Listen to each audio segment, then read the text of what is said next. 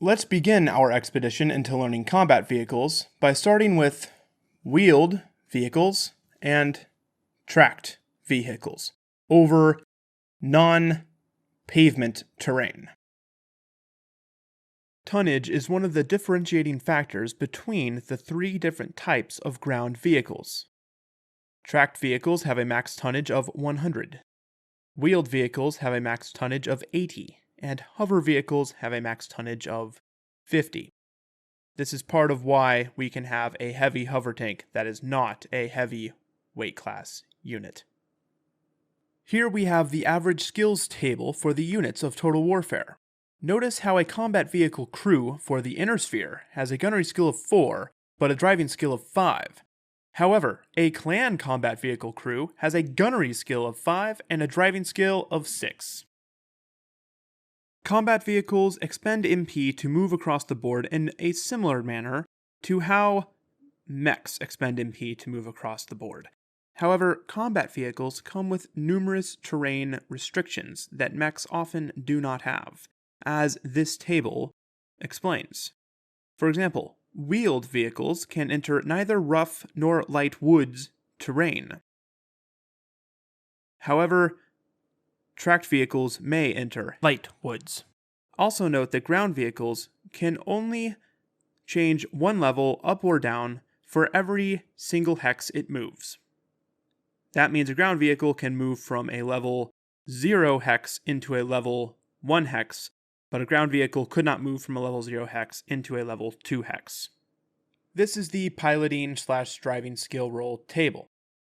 Generally, mechs make piloting skill rolls, and combat vehicles make driving skill rolls. They're analogously the same.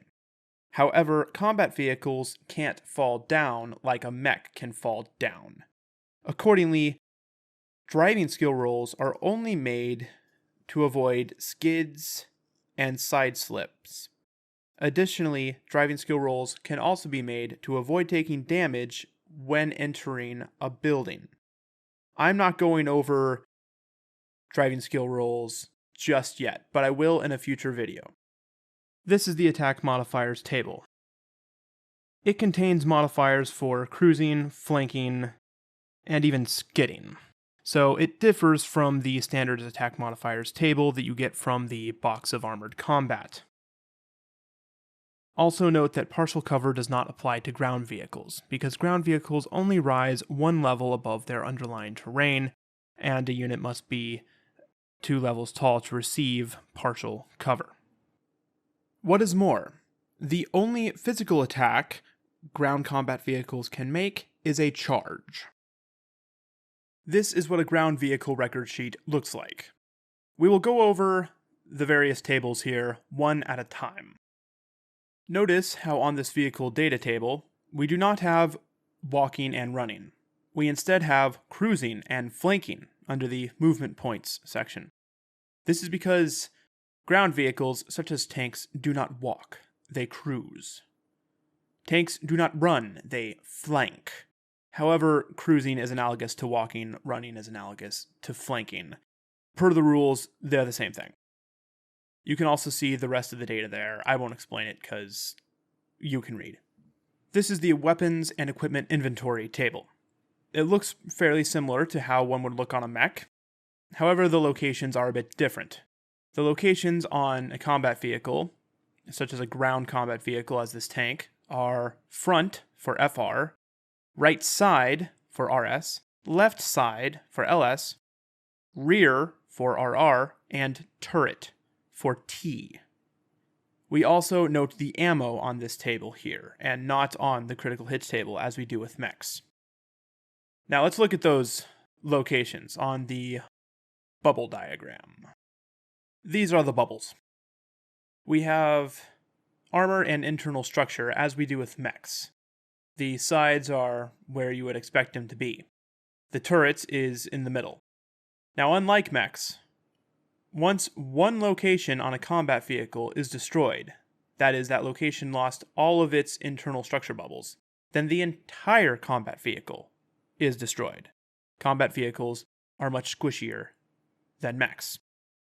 Combat vehicles can also be destroyed if they take a critical hit that says the combat vehicle is destroyed. Combat vehicles can receive critical hits when damage occurs to the internal structure, which is represented by the gray squares with the bubbles in them. Let's look at the vehicle firing arcs. The tan represents the front arc, so weapons mounted in the front of the combat vehicle can fire in there. Accordingly, if we have a target, such as a red mech, that red mech can be shot at by any weapons mounted in the front. The front arc also resembles the turret arc. So the tan area is also the turret arc as well. Any weapons mounted in the turret can also fire at this red mech. However, a turret can twist, much in the same way that a mech can torso twist. So this tan area for the turret can, twist to face any hex side, because turrets can twist in a 360-degree arc, unlike mechs. Now, if our target were over here, then only weapons mounted in the combat vehicle's left side could shoot at that mech, because this blue area represents the left side firing arc. And of course, the turret could twist over there as well. And respectively, the same thing happens for the right side.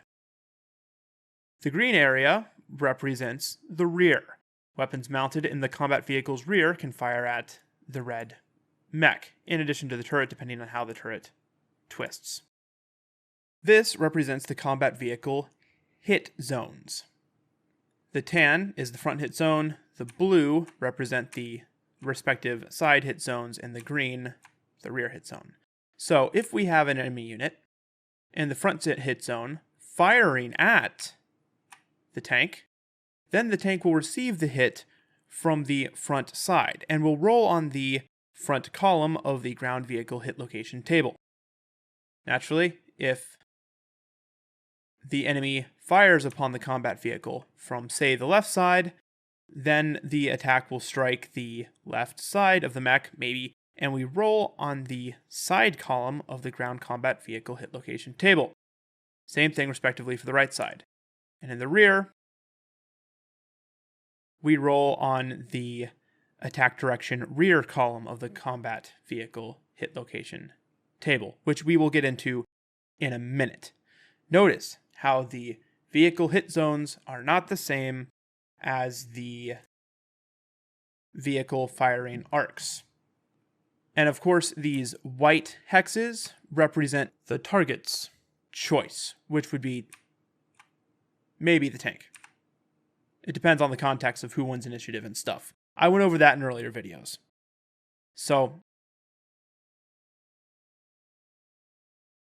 if the attacker was here, for example, and if the combat vehicle represented the targeted unit, then the combat vehicle would choose whether or not the attack comes from the front arc or the left side arc.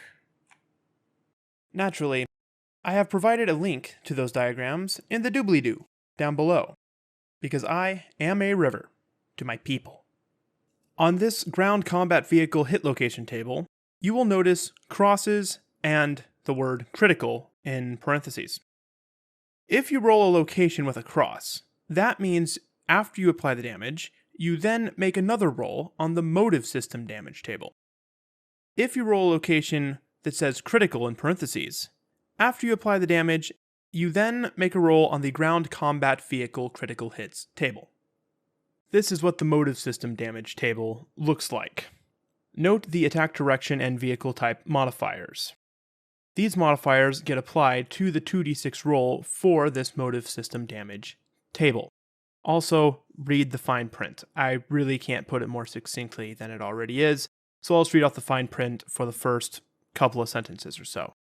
All movement and driving skill roll penalties are cumulative. However, each driving skill roll modifier can only be applied once. For example, if a roll of 6 to 7 is made for a vehicle inflicting a +1 modifier, that is the only time that particular +1 can be applied. A subsequent roll of 6 to 7 has no additional effect. Now we see the ground combat vehicle critical hits table. As mentioned earlier, we roll on this table either when internal structure takes a hit or when the hit location table tells us to roll on the critical hits table. Naturally, we roll in the column for which location the unit was struck in. Critical hits only affect items in the location struck. If the item listed on the ground combat vehicle critical hits table does not apply in that location, possibly because the item doesn't exist, only one such critical hit can occur per location, and so on, then simply move down the column until an applicable critical result is achieved. For example, a dice roll result of 9 for the rear location indicates weapon destroyed. If the vehicle mounts no weapons in that location, the player moves down to the rear result for 10, engine hit. If a player reaches 12 without achieving a critical result, start over at 6 and continue down again. If a vehicle has already taken all the critical damage in a column, ignore the critical hit. As for what all these critical hits do, they're really quite simple. Just look them up, starting on page 194 of Total Warfare.